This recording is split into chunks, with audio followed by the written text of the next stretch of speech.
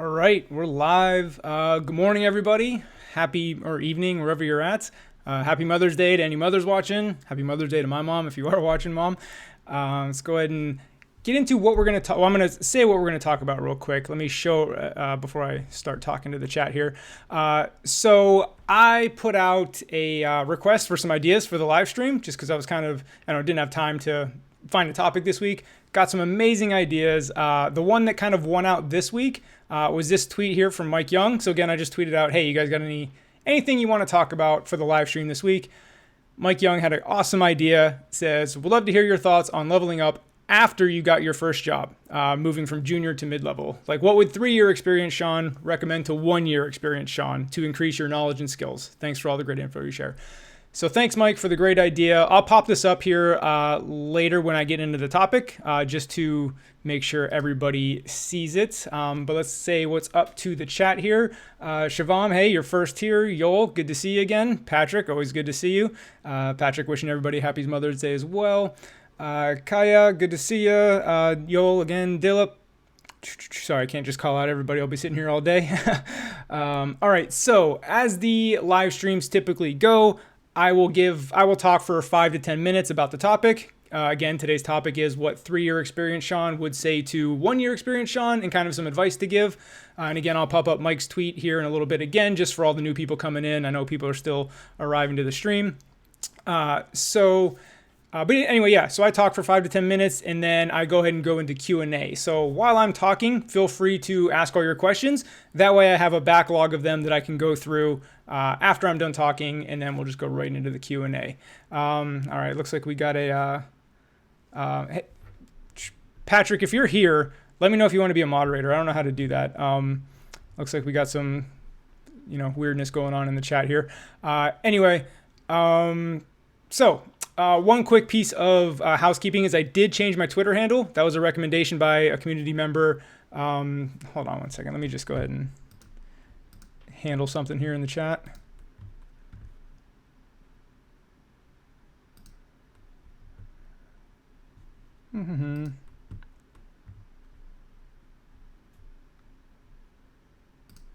Okay. All right. Not that I have anything against certain political views, but just don't be spamming chat. All right, so hopefully that'll clean things up here.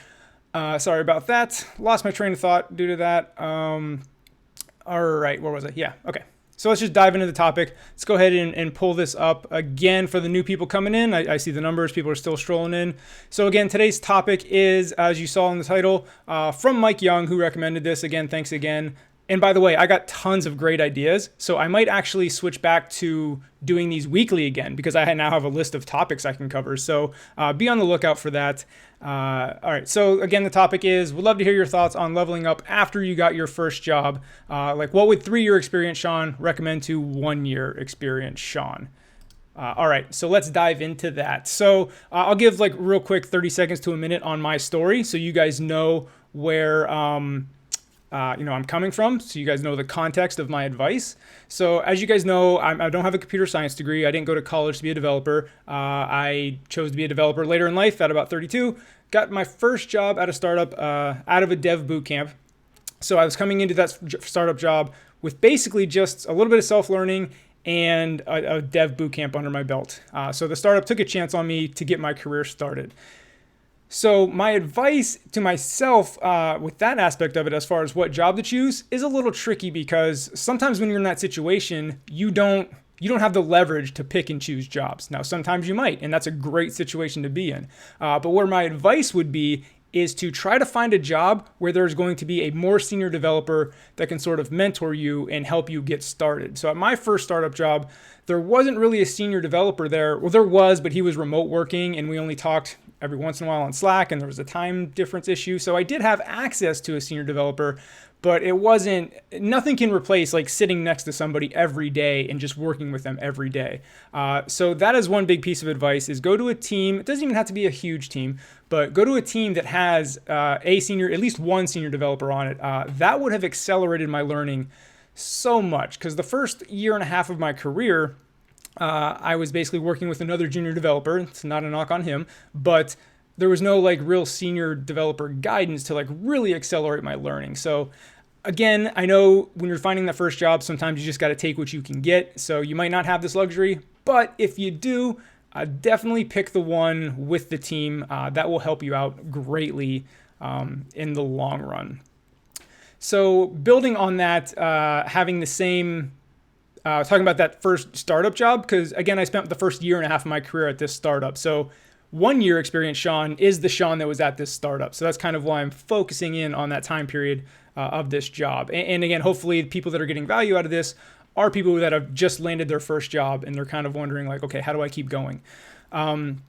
So typically when you're at your first job, and this is a general statement, this isn't, blanket across everybody, but normally you're going to be working on just one app. So that's very narrow. Like, let's just say you're working on a camera app or something like that, and that's your first job. That's what you do. Well, all your learning and focus is going to be on the camera stuff. So you're going to be very good at that. But as you guys know, development is a very, very broad field. So you got to be careful at this first job to not go too narrow.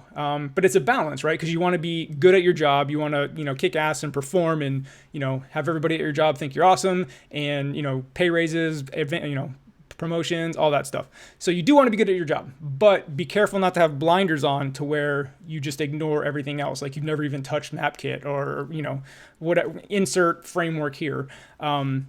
So that would be my other advice, is to either take on side projects just on your own. And again, when I say side projects, it doesn't have to be like an app you plan on putting out to the App Store, right? It can just be you just honing your skills, build a small little, MapKit project, build a small little ARKit project. Just always stay up to date on basically the new stuff, the new framework, so you are well versed and you don't get too narrow into that one startup job, especially if you go to a larger company. So if you go to a smaller startup, you may be building the entire app. So you do get more well versed in the entire app. But if you go to a large company, you may be just laser focused on one small portion of that app. So again, that was my long-winded answer to say is don't go too narrow, try to stay broad and keep learning because you are so early in your career.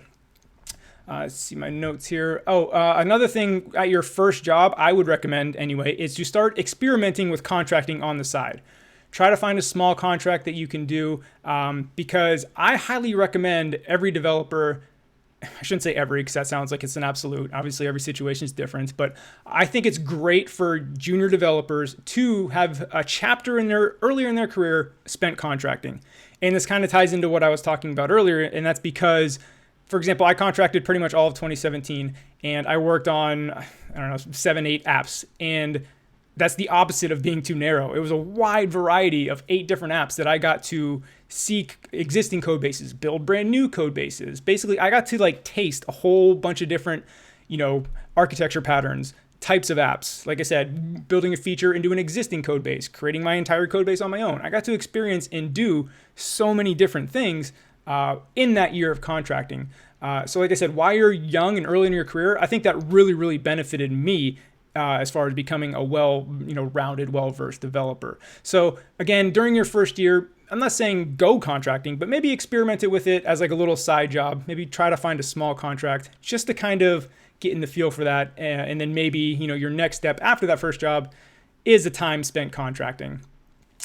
Next up, I would say build your network as early as possible. So as the title says, and as you guys probably know, I am about a little over 3 years into my career. I didn't really start networking on Twitter. Really, this YouTube channel is what caused me to network, mainly because the networking kind of came to me, to be honest with you. But I would have started that way earlier in my career. And by network, I mean getting involved on Twitter. I know it seems weird to jump into a stranger's Twitter conversation, but contribute some intelligent, good thoughts. Just get involved in Twitter, go to meetups, just be involved in the community and network. Again, I didn't start doing that until about 9 months ago. And again, it was because of this YouTube channel. So I really, really wish I would have done that earlier, because I consider that like an investment. That network is going to grow with you over time, and you just never know what opportunities are going to come with it. And another key thing about networking is don't always try to what I call network up, right? Don't just scour Twitter for Apple engineers, Facebook engineers, insert large company here engineers. Also look for people that are at your level right now, because again, like I said, this is an investment.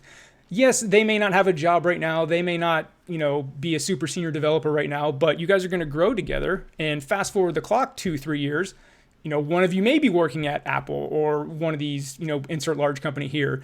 And now you guys grew up together. And it's kind of like, I don't know, like celebrities or athletes. Like the people they were cool with before they, popped and became famous and superstar or whatever, like, you always kind of want to take care of them.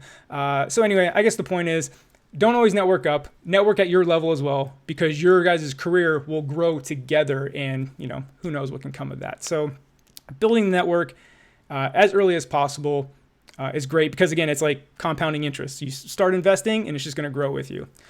Lastly, or two more things, I would say find a mentor. This kind of goes along with like the senior dev at your first job when you're trying to find that first job.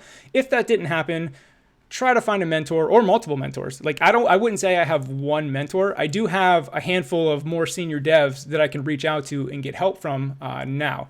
So even if it's not just one person, try to build again, kind of like your network. This is all tying together, as you guys can see, of more senior developers, so you can reach out to them when you get stuck. Because I know a lot of junior developers get very, very frustrated, hit a wall when they get stuck, when a lot of times they could just reach out to a more senior dev and they could give you like 2 small pieces of advice that will get you over the hump, and then you're on your way. Lastly, is building your online presence. Again, this kind of ties back into networking and Twitter, but start a blog, start a podcast. A YouTube channel is, again, I always say it's the extreme, takes a ton of work. So does a blog and so does a podcast. But again, I also look at that as an investment. Like when I started this YouTube channel, it was mainly to like market myself for the future, but I knew that wouldn't pay off for 2-3 years. However, it has paid off a little earlier than that, because the YouTube channel has been doing better than I expected when I initially set out. But you got to think of like the blog, a podcast, a YouTube channel. It's marketing for yourself. It's putting your knowledge out there, your personality, like, especially with YouTube or a podcast, people will get to know your personality and get to know your knowledge. So again, I look at it as like marketing in 2018. I think the resume, like everybody wants a resume still, but I look at my YouTube channel as like one giant ever growing resume, right? And I have gotten tons of contract offers off of it. I didn't take them all because I'm only one person, but so that will help you market it. And again, like I said, it's going to take a year to build that online presence. So that's why I say start as early as possible, right? If you start a blog or a podcast or a YouTube channel, I wouldn't expect results for, 6 months to a year. So you have to have the patience and the fortitude to kind of plow through that first time when like nobody's reading, nobody's watching. It's kind of funny. Like I look back at a video a year ago and like I had like less than 500 subscribers just 1 year ago. And I was like 4 months into my YouTube channel, and now I'm like pushing like 18,000. So it takes time, but once you kind of hit your stride, it grows fast and you'll get some opportunities there. So, all right, that about does it for that. Just to recap, try to find a job with a senior dev, build side projects. Don't get too narrow in your focus. Just working at one app, experiment with contracting, start dabbling, and then also consider, like after that first job, the next chapter in your career, consider contracting. I think that's a good route. Don't get me wrong, it depends on what opportunities you have in front of you. Find a mentor, start building your network as early as possible. Twitter is the best way to do that aside from local meetups.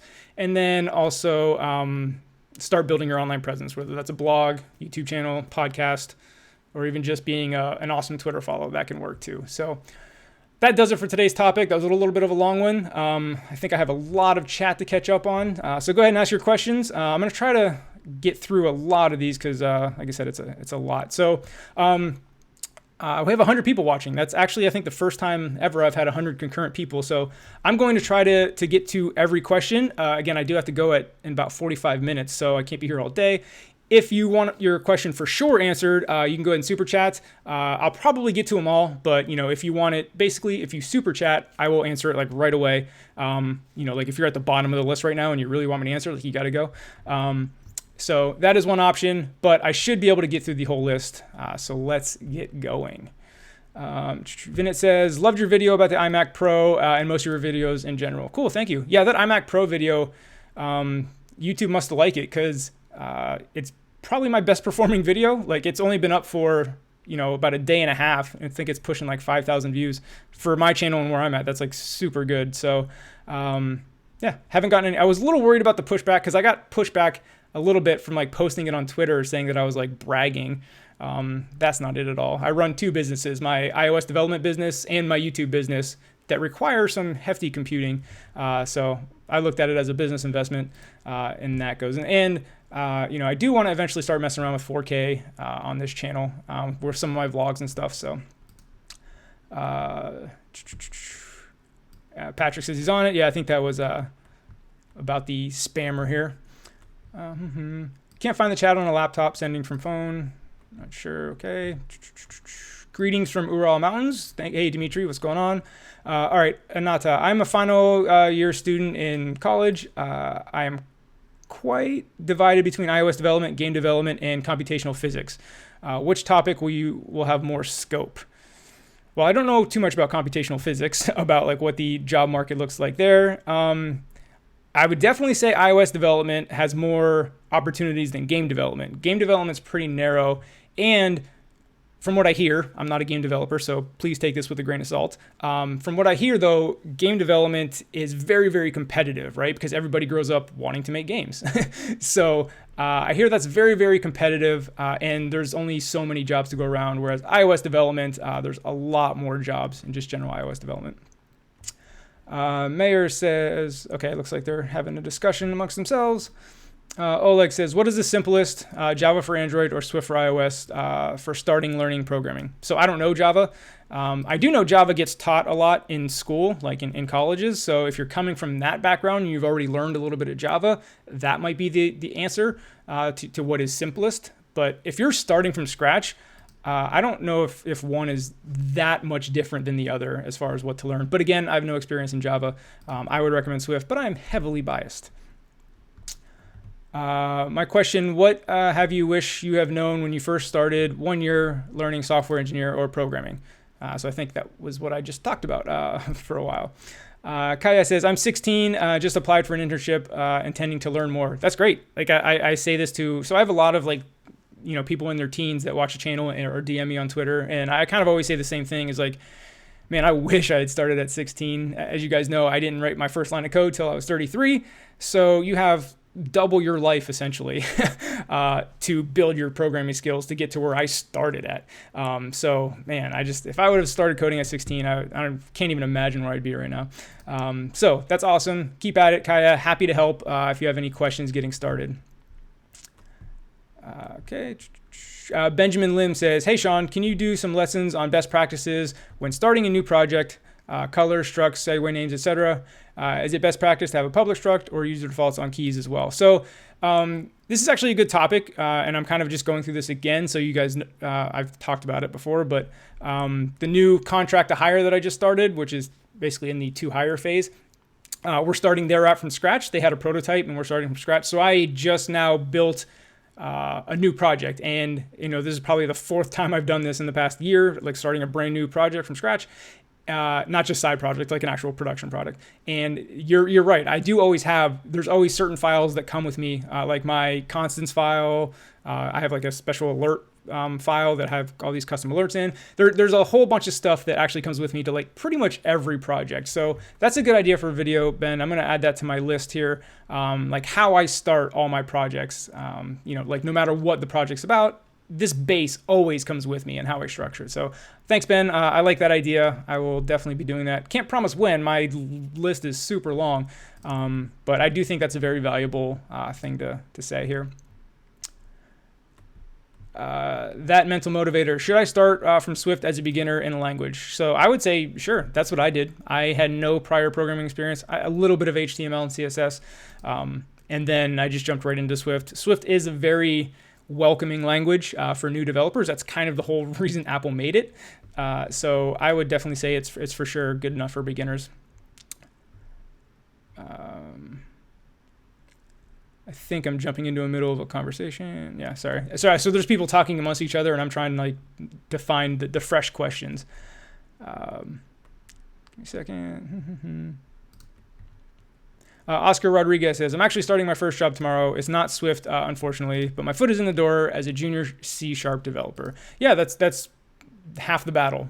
Just getting your start as a programmer. Like once you've been developing, for a year, switching languages is not as difficult as like getting your start. So getting your start and getting that first job is probably the hardest thing. Once you've done that, like I'm not saying it's easy, but that is, to me anyway, that is the largest hurdle that you're going to have to get over. Colin Wheeler says, I always heard Objective-C is simple. It's learning the frameworks that take time. So I think Swift is much easier than Objective-C. Objective-C is just not reader friendly. There's brackets everywhere, and the semicolon doesn't really affect readability. But I just prefer Swift. And I would think comparing Swift to Objective-C, Swift would be much easier to learn.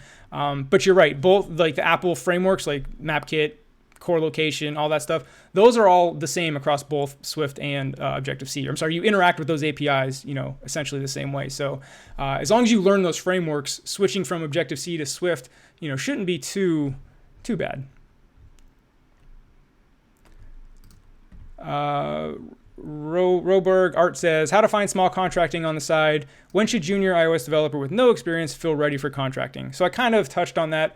I think you should definitely do a period of time at your first job, whether it's a larger company or a small startup, at least a year to 1 to 2 years, somewhere in that range. Like you don't want to just work there for 3 months and then bail, unless it's a horrible situation.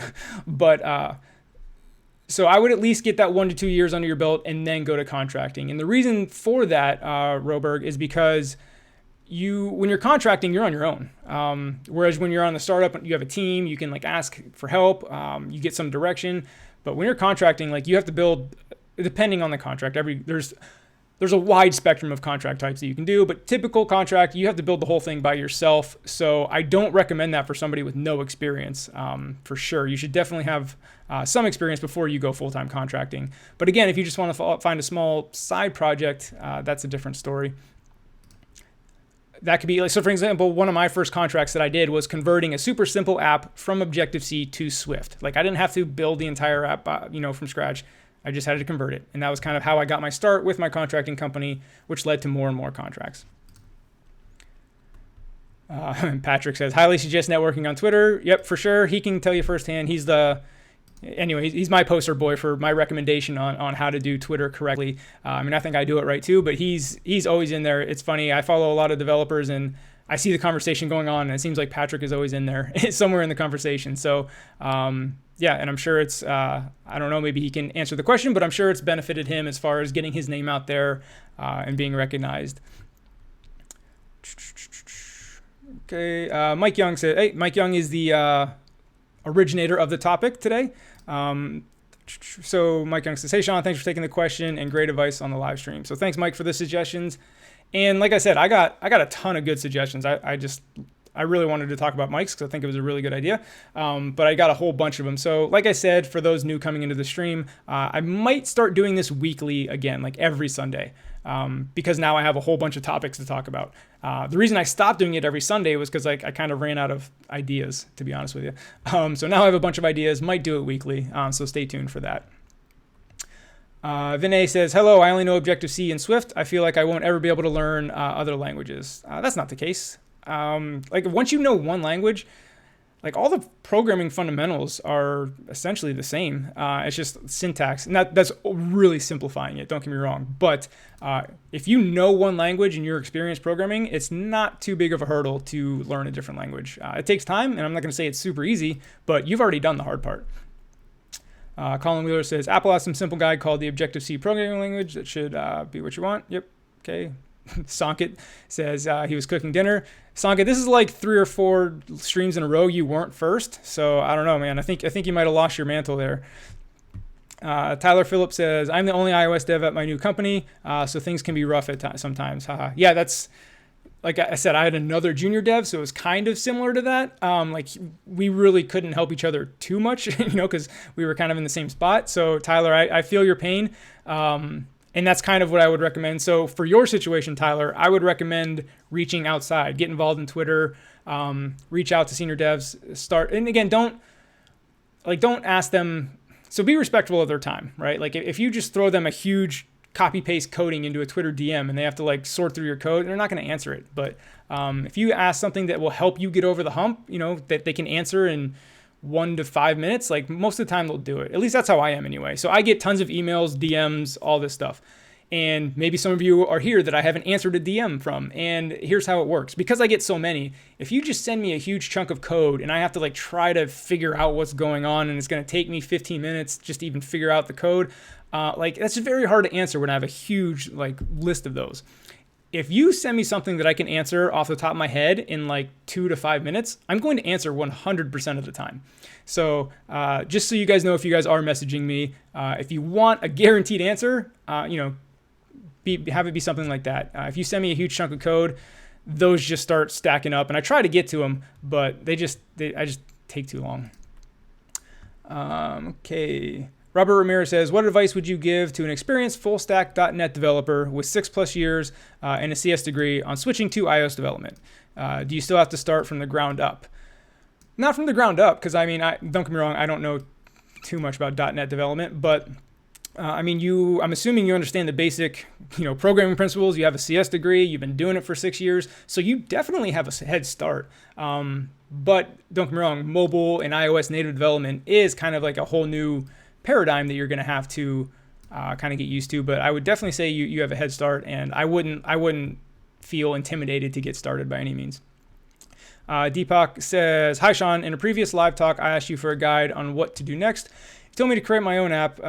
Here it is. I developed an app named Splitto Split Screen. Thank you very much for guiding me. Thank you. I'll have to check that out. If you could link it up, that would be easier. Another word of advice for just young developers: if you want other people to like check out your stuff or check out some code, like make it as easy for them as possible, and that'll increase your odds of them actually like looking at it and helping out. Michael Alexander says, is junior, mid, senior title based off years of experience or the actual role you take on? This is different for like every company, but it's typically like there should be a certain amount of years of experience. Like, for example, if you have 6 months experience, it's pretty hard to be a senior developer, right? So it's not solely based on like, okay, you have 3 years experience, now you're a senior dev. It's not that at all. But again, time does play a factor. Just the example I just said, you can't be 6 months into your career and say you're a senior developer. Like, so time does play a factor, but it's not, there's no like hard lines. It's pretty much what you know, what you've done. Yeah. And to be honest with you, like, these are very like vague guidelines. I kind of look at it. There's no, like I said, it's not a clear cut line. Michael Alexander again says, I'm taking over the senior developer's job, but after 5 months into my first job, I'm the sole developer on 2 iOS apps and Katura backend. So that is a daunting but great opportunity. So this is actually a good example, Michael. So this is the example that will speed up that senior developer title, right? Like, had that senior developer not left and you've been working under him for 3 years, it might be hard to jump to that senior developer level. But now that you've been essentially doing his, senior developer job, even 5 months into your career, I wouldn't call yourself a senior developer right away. But now that you have a lot more responsibility on your plate, that'll just kind of speed up that timeline. So like I said, though, that timeline for junior, senior, mid is very, very vague and can be different for everybody. Patrick's recommending using multiple social media networks like LinkedIn, Twitter, Instagram. Yep, for sure. Matthew Sunderland says, you really inspire me as I begin the Swift app development 3 months ago. Thank you. Well, thanks for watching, Matthew. Patrick says, if you pigeonholed in your employment, continue to build stuff on the side. Yep, exactly. Tips for growing an epic beard like yours? Patience. It takes... I'm probably going on like 7 months. I haven't gotten it like professionally trimmed yet. Like, it's a little frizzy. Like, I need to go to a barber and get it like shaped up and lined up. I'm just too lazy to do that and don't care that much about it. I should. Like, I'm on camera out on the internet like all the time. Like, I should clean this thing up, but I don't. Tom Lee says, what do you think about React Native in the future? So this highly controversial topic. So I'm actually going to talk about this a lot on Swift News tomorrow. That's going to be released tomorrow, that I'm going to film later today. So Pinterest came out with an article about React Native and their experience with it. You'll see it tomorrow on Swift News, so I don't want to get into it too much. But their experience in summary kind of summed up how I feel about it. And it's essentially spoiler alert for Swift News tomorrow, they essentially consider it like a tool in their toolbox, right? They don't use it for their entire app, but there are certain screens where it makes sense to do it cross-platform. And that's kind of how I look at React Native and the cross-platform stuff. I don't think it's best to do your entire app in it. However, like I said, there are certain circumstances or portions of your app where it might make sense to do it. And again, this is a highly like personal question, not personal, but unique to your business, right? It's so unique to your business and specific app that it's very hard to give a blanket answer for. Arifus, what kind of showcase projects look really to possible employers? So I always say the number one thing you need to do is be able to hit an API, download the data from the internet, and display that data in a table view or collection view. Like that whole process is in pretty much almost every single app. And if you get a take-home project for an interview, you're going to have to do that. You may have to do that in the actual like interview. That's just a very core piece of knowledge that an iOS developer needs to know. So if I could recommend somebody learn one thing, like that's it. Of course, you have to know a hell of a lot more, but I can't sit here and list them all. Marco Carmona says, hey, Sean, do you have any experience in backend development? I do not. Again, I've said this before, that is the one missing piece of the puzzle for me. I can design.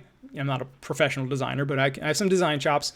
I can build the client. I just can't build the backend on my own yet.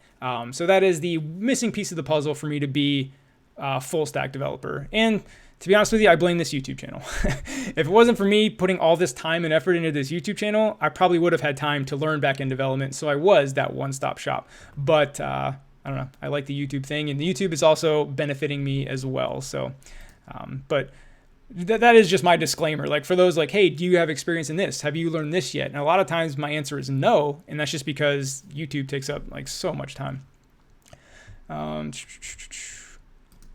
So question, what have you wished you would have known first? Okay, answered that one.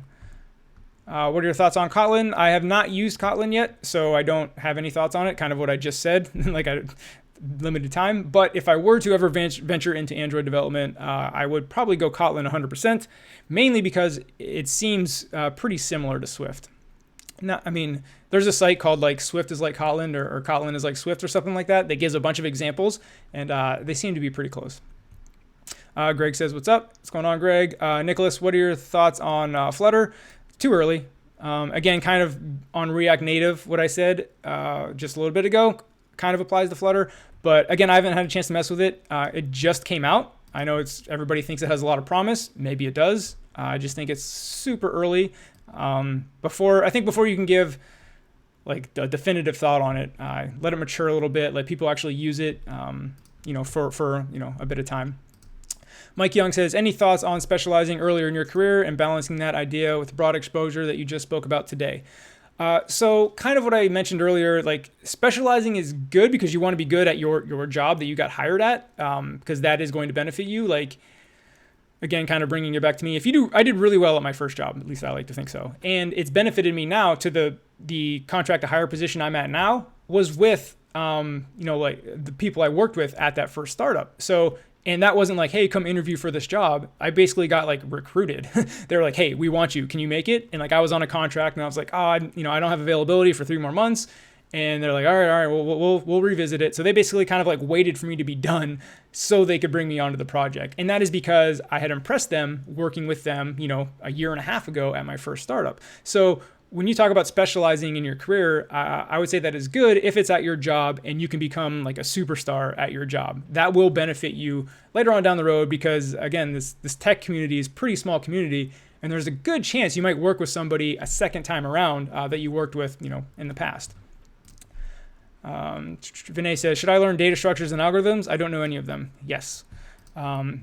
Those are obviously core computer science fundamentals that you should at least have a general knowledge of. But again, if you're going to interview at any like serious company, you're going to have to answer questions about those. So yes, I would learn that. B Free says, doesn't matter where the iOS developer lives, job, salary. Yeah, I mean, every market is going to be different. So I live in Silicon Valley. I can only speak for that market and what it's like there. I've never tried to be an iOS developer, in another country or even in another part of the United States. So, it's hard for me to give intelligent advice on that. But like I know, for example, when I was contracting all of 2017, the agency I was working with was based out of Dallas, so I didn't have to live in Silicon Valley. I could have lived anywhere, but so yeah, it does matter a little bit when it comes to country and what rates you can charge. But I wouldn't say like you shouldn't become an iOS developer or anything like that.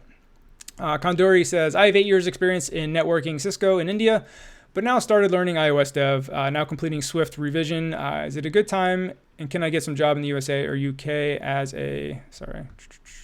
chat went nuts, as a junior dev? Yeah, for sure. I mean, I would always recommend somebody to learn mobile and development. And yes, you can get a job, but I want to set expectations. It's not like you can just do a couple tutorials and say, okay, hire me. Like, it's going to take months of learning and building your own apps, building your projects, before you get hired. I don't want to make it sound like it's easy, but it's certainly doable. Oil Grout says, will I need experiences in other languages apart from Swift if I want to develop apps? I think the key word there is need. I don't think you need it. It obviously helps, right? Like if you know backend web development, that's going to help out a ton. And it's going to help with your knowledge, but it's also going to help. And again, I'm coming at this from like a small startup because that's mainly what I've worked in. If you can help out with the back end, you can help out some HTML, CSS on the front end, or, you can help out in other places, whether it be design. That's what I did in my first job. I helped out on the design side and, the app side. So the more hats you can wear at a startup, the more valuable you are. Again, that's just from the startup perspective. At a large company, that's a little different. But again, experience in other languages absolutely helps. I don't think it's not like required, I guess. Antana, Sean, I have tried Java, but yes, Swift is definitely more simpler than Java. There you go. There's some firsthand experience. Hey, Sean, congrats on your iMac Pro purchase. What does your noise environment look like when you code? Are you able to listen to podcasts while working? So yeah, I mean, I am able to.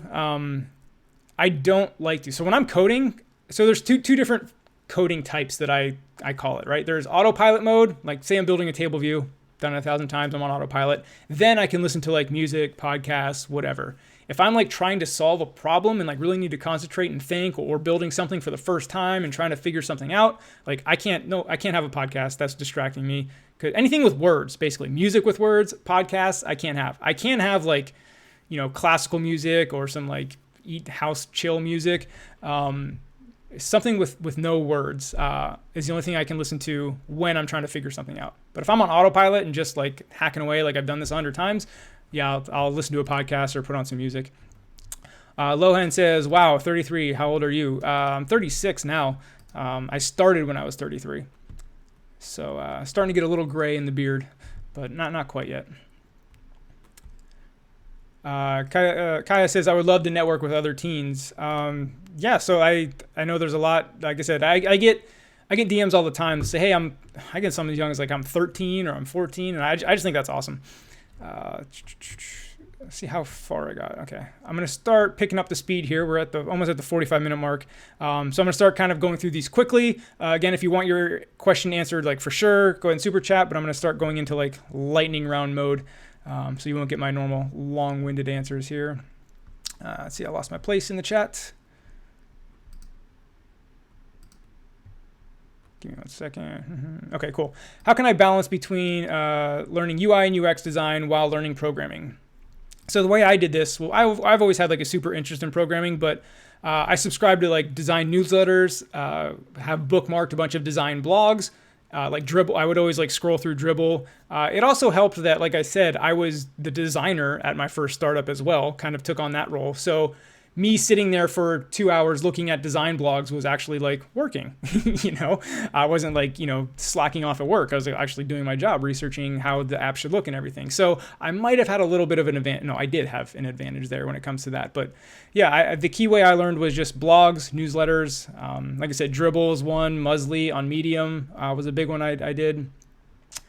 And pay attention to Swift News. So pretty much every time in Swift News, I try to do a a design section. Like there's always like one design story always in Swift News. So if you watch that every week, you'll pick up a little bit here and there.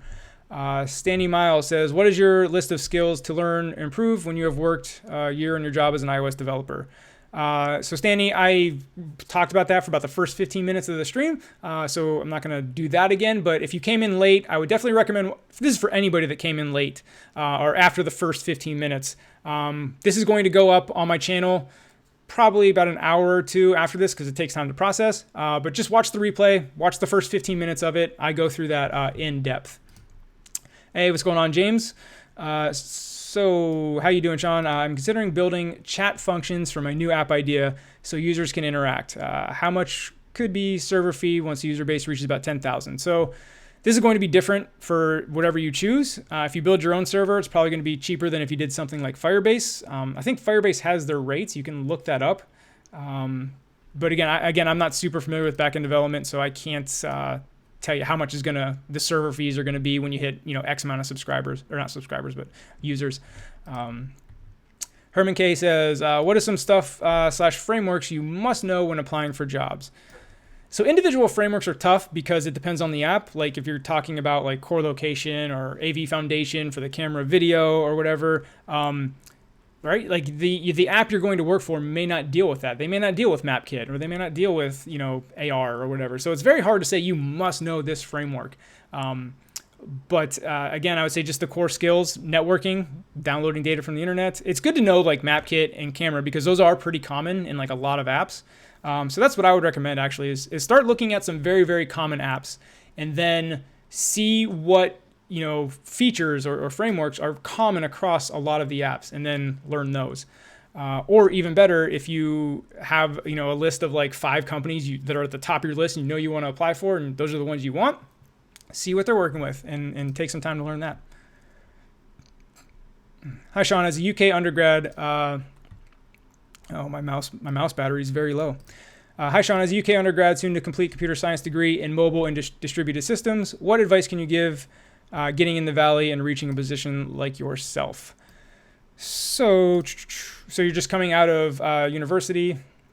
I mean, I just took the leap of faith. I don't know if I can, in good conscience, recommend that to everybody. So if you don't know my story, I just saved up money and moved out to San Francisco with no job and just like made it happen. I don't necessarily recommend that to everybody. That's a huge leap of faith and a huge risk. But that's just kind of what I did.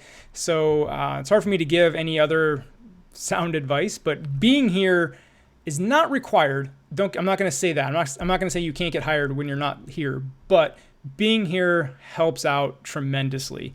Not only just with your availability to go interview quickly, but just again, back to building your network. There's so many there's like a developer meetup 3 times a week here in Silicon Valley, whether it's, whatever type of development you want. I mean, you can pretty much go to one every day if you wanted to. So being here certainly helps. That would be my biggest advice is get here. Again, I don't want to make it sound like you have to be here, but it certainly will help. Ali says, hope I didn't miss too much. Yeah, I'm actually just doing the lightning round, kind of wrapping up in probably the next 10 minutes. I like to keep these to right about an hour, and we're at the 47-minute mark. So how much time did it take you to learn and start as a junior? So I did a video on my channel that kind of goes through that whole story. It's called How I Became an iOS Developer in 7 months. So spoiler alert, 7 months is how long it took. But again, that was just my journey. I'm not saying that is what everybody should do. I quit my job to learn development full time, so that was an advantage, even though I slacked off and didn't learn full time.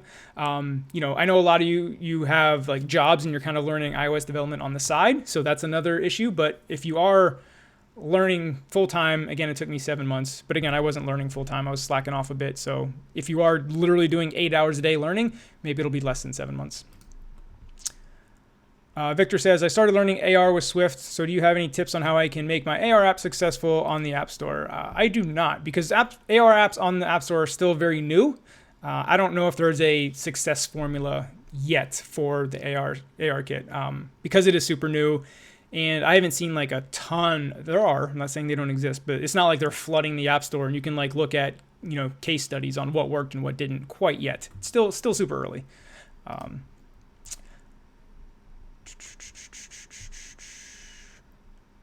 Benjamin says, hey, Sean, there's an investor who holds power at the company I work. He always asks for ridiculous app changes, e.g., 5 push notifications for all incoming requests and on demand. Service apps, any tips? This is kind of bad UX for the service provider using the app. I didn't have an investor have this, but people that don't, it depends on his background. So I don't want to like knock this investor. He might know what he's talking about. But a lot of times people don't have experience in UI UX. They don't understand development, and they're trying to give you all these orders.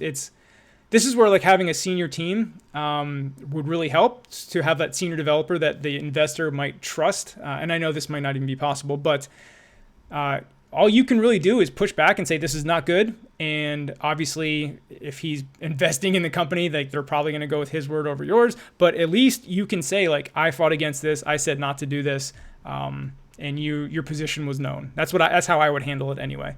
And that's kind of how I handled it. So again, back to that first startup job, when I was a designer, but there was so many cooks in the kitchen on, input on the design, that I don't even feel like it was really my design. Like I'm not proud of that app and saying like, look what I designed. Like there's so much input was there, and it was difficult because, the CEO would say one thing and then the CTO would say another thing, and they would be completely conflicting. And it's just like, So I feel your pain there. Rafael says, hi from Spain. Amazing that you had to get all this knowledge by yourself. I'm starting too. No previous knowledge. I see that for any job in Spain, they look for people with studies. Any recommendation? I'm assuming when you say with studies, meaning like a computer science degree. I think a strong portfolio, this is opinion, right? A strong portfolio showing what you've done, showing you can do the job, will mean more than having the CS degree. So somebody with a CS degree that doesn't have a portfolio of apps that they've built, in my opinion, if you can come with like, hey, here's 4 apps I've built, it's a camera app, it's a AR app, whatever. You demonstrate a wide variety of iOS skills that show that you can get the job done, and they're coded well, they have good architecture. That to me is way more valuable than a degree, a computer science degree. Again, I'm not saying the computer science degree is worthless and don't get it, but you asked the question, basically, do you have to have computer science degree? It's kind of how I took that question. Please, a video about call web service, persist sync data after go offline. A lot of apps require this feature, and it's easy to find some tech document about a good architecture to handle this. Yeah, Martin, I can add it to the list. I don't have too much experience in that. All the apps I've worked with you had to be online. That was just the nature of the app. So I don't have that much experience making your app work 100% offline. Okay. Sorry, the chat jumped again. Okay, Sean, how do you handle a suggestion from a customer which will not be easy to implement easily, or a feature that will not help much to the app? Communication is how I handle that. I basically, in a nice, way, tell them like, hey, this is not the best, and here's why. You have to give, logical reasons why, and hopefully you convince them. But if you laid out the reasonable and logical reasons why and show some proof, when I say proof, like I'm thinking like, maybe some blog posts, or like show that it's best practice not to do this. And if you show them all that and you tell them all that and they say, nope, I still want you to build it, just be like, okay, I told you. Because ultimately they're paying you to build it, right? Hopefully you work with somebody that will take your input, being is that you as the developer are the resident expert, or you should be in that relationship, you would think. So if you're working with people that ignore the resident expert often, maybe that's not the best situation to be in. Ben says, hi, Sean, are you interested in iOS development positions, junior, senior at small companies or startups? So I was going for a big company, mainly because I just wanted that type of experience, because I've mainly spent my career contracting or in smaller startups. So both are fine. If this is a question for what you should go to, I think they're very, very different. So I think you should experience both. Which one you experience first, doesn't really matter. But I do think getting experience in both of those environments is a great thing. I'm doing an internship at a startup with an iOS developer with 2 years experience, and she keeps giving me small tasks every week. Now, after 2 months, I'm feeling bored now. What I would do, should I quit and do stuff on my own until I get some experience? So what I would do is, again, communication is just a key skill in life. Like, have that conversation with her. Say, hey, I'm getting bored with it. I feel like I'm not learning enough. Give me more to do. And again, be polite and, respectful about it, but basically have that conversation. And if, I don't know why, for some reason, she's not cool about it and keeps, pushing you away and keeps giving you these small mundane tasks, then yeah, maybe you should look for something else. But I would at least have the conversation first. Like, don't just quit without having the conversation with her and trying to remedy the problem. Oilgrout says, I am 16. So hey, there you go, Kaya, if you're still here, there's another teenager. I'm 16 and I want to start developing apps via Swift. Should I wait until I have finished college or just work on the languages they want me to learn for my CS A level, or should I start early? I would start early. If you know you want, so college in the CS degree is great because you get exposure to a couple different languages. So you might, not know what you want to work in. But if you know that you're just a huge iOS fan, you love Apple, and you want to work in Swift, then I would start doing that on the side. I mean, don't get me wrong. Do your studies, learn the languages they want you to learn for your studies. Again, like I said earlier, the more languages you know, it's going to benefit you. But if you know for sure, like Swift is what you want to do, then yeah, I wouldn't wait to start Swift. I would start building Swift apps on the side. Pierre Taylor says, really nice to see what you're doing with Swift News. Really dig the show. I would like to get some feedback on my app currently on the App Store. It's named WeatherKit. Check it out. Thanks. So DM me on Twitter with a link. I'm happy to check it out and give some quick feedback. But to be honest with you, I'm not going to go to the App Store and search for it. If you DM me on Twitter with like a link that I can just click on, happy to check it out. Persona says, hey, Sean, I'm a new dev in training and I'm having problems remembering code / practicing. Got any advice? So I think repetition is the key for sure. Don't do a tutorial or, 1 or 2 tutorials and think you know it. Like it takes, take a table view, for example. And I keep using that because, that's the most common thing developers build pretty much in iOS development. But just repetition and patience. You're going to build that over and over and over again. And that's when you're really, really going to know it. How much time did you study till you got your first work? So like I said, I was studying part-time and then I did a boot camp full-time. And basically from the time I said, I'm going to be a developer to the time I got my first job was about 7 months. And again, I do want to stress that when I got hired, I didn't know, I knew stuff, but I didn't have enough knowledge to be like hired as a junior developer. Like they took a chance on me because I must have interviewed well or they liked what I did. But looking back now, it's like I was not ready to be hired as a junior iOS developer in 7 months. So I just want to put that out there. So if you're not hired in 7 months, that you think you're behind. Like I got lucky and I got a company to take a chance on me, and it all worked out. Felix says, I can't find my app by typing its name in the App Store, Faces. It's in the App Store for more than a month now. I only find it by special keywords or a direct link. So that's I would start researching ASO, like App Store Optimization, and obviously Faces is probably a very, very common name. I know a lot of times when people have this issue, it'll be like Faces, at least the App Store title will be like Faces dash, I don't know what your app does, Faces / GIF creator or whatever your app does. That will help you find it more, especially with a common word like Faces. How to prepare for data structures and algorithms in order to crack an iOS developer interview. Well, you just said it. There's a book called Cracking the Coding Interview. Highly recommend it. If you look in the description of this live stream, there'll be a link to my Amazon store. Full disclosure, those are affiliate links, but you can buy the Cracking the Coding Interview book there. But yeah, highly recommend that book. That's what I used. Do I use RX Swift? I've dabbled in RX Swift, but I haven't used it a lot, so I can't speak intelligently on it.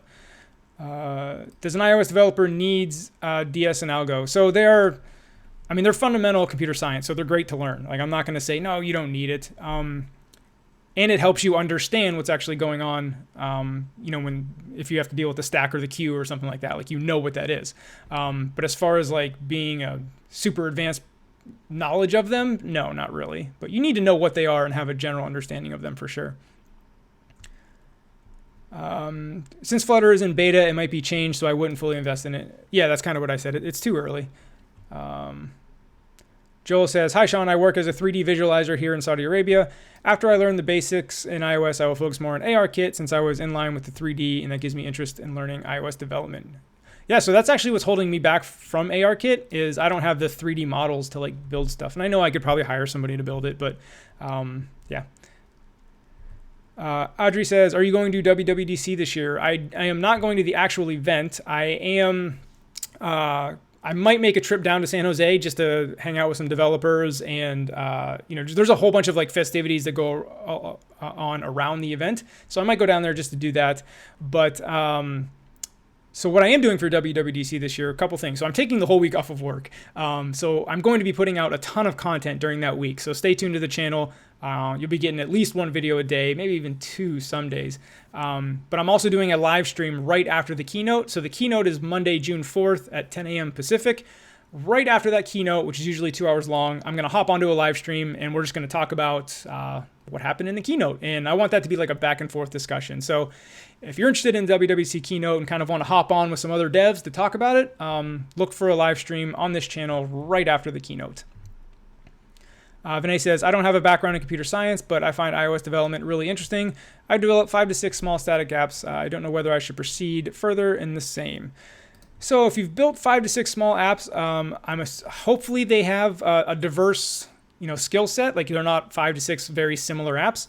And if they're good and coded well, 5 to 6 should be enough of a portfolio to start looking for some jobs. Again, it depends on what those apps are, but that should be enough. Do you have time for a wife/girlfriend? At the moment, no. Yeah, between work, YouTube, basketball, and that's a choice, right? Like full disclosure, I am divorced, not a big deal. It was 10 years ago. But so I've been down that road before. It's not that high of a priority for me. Do you know where Kilo Loco is now? He stopped making videos for his channel. I do not. I DM'd him on Twitter about, a few weeks ago. Never got a response. Hope everything's okay. You're going to want to use better keywords for your app's ASO. Yep, okay, so there's the ASO stuff. Cool. Okay, getting down to the end of the list. Gonna wrap this up here in a couple minutes. Swift for TensorFlow is almost here. It will be in Swift 4.2, and you can use all Python libraries in it. Cool. Hey, Sean, I'm really confused a lot. Nowadays, Flutter and React Native are coming into market. Should we stick to iOS or move to cross-platform? Shakti, check out my video just a couple videos ago in my response talking about all this. The title of the video says, no, Swift is not dying. To not kind of go down this road again, check out that video on my channel. Again, it's a recent one. It's called Swift is not dying, and you'll get my thoughts on that there. All right, getting to the end of the list here. Do you have any advice for people who will move from, let's say, Europe to USA? Maybe some advice about not burning money so fast. Yeah, so if you're going to move here, especially to San Francisco, you're going to have to find roommates because living here on your own is very, very expensive. So yeah, I would come here, find some roommates, and just go to meetups every day, start networking, get to know people in the community, and then hopefully it works out from there.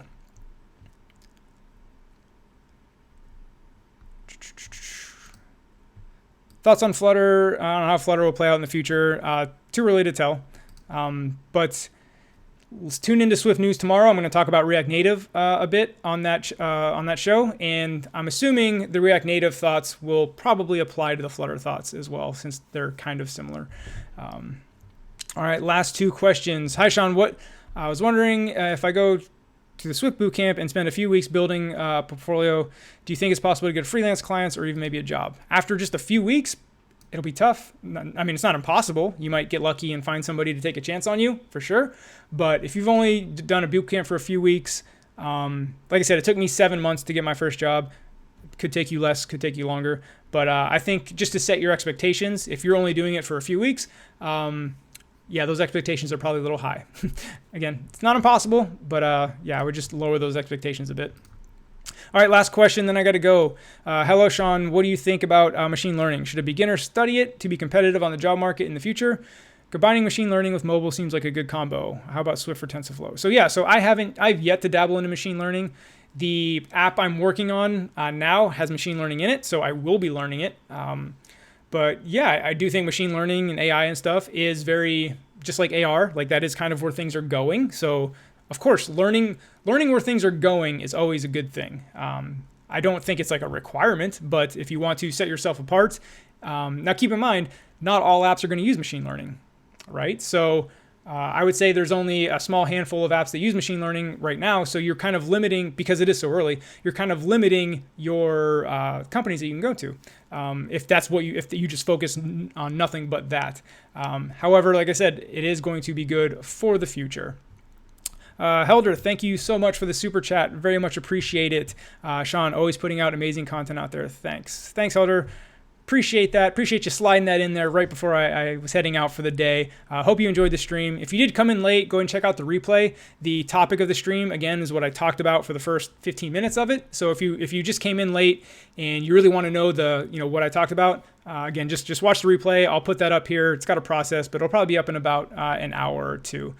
So, yep, thanks everybody. We'll see you guys. Again, I'm probably going to switch to doing these every Sunday now that I got a whole bunch of topics from the community. So to everybody that responded to that tweet, thank you so much. I have a ton of stuff to talk about now. So I think I'll probably do one next Sunday. So see you guys next week.